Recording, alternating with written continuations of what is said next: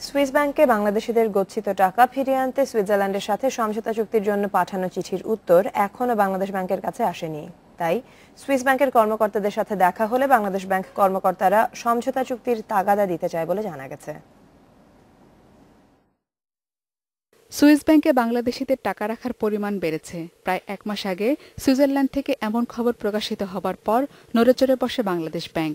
Switzerland সরকারের কাছে সমঝোতা চুক্তির জন্য চিঠি পাঠানো হয়, কারণ মানি লন্ডারিং আইন অনুযায়ী কোনো দেশের সাথে সমঝোতা চুক্তি ছাড়া সেই দেশের কোনো তথ্য পাওয়া সম্ভব নয়। চিঠিটা লিখেছিলাম এমওইউ করার জন্য, সেটার আমরা এখনো জবাব পাইনি।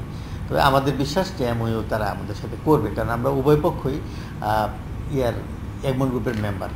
এগমন গ্রুপের সদস্যদের মধ্যে খুব সহজেই এমওইউ করার একটা বিধান রয়েছে।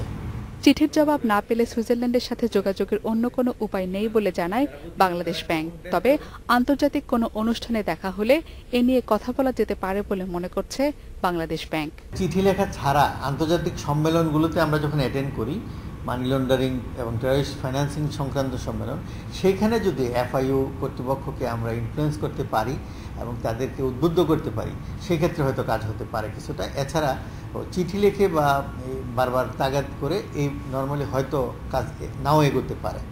ভারত সরকারও সুইজারল্যান্ডের কাছে চিঠি পাঠিয়ে সমঝোতা চুক্তি করতে চেয়েছে, কিন্তু এখনো কোনো জবাব পায়নি বলে জানিয়েছেন বাংলাদেশ ব্যাংকের এই কর্মকর্তা।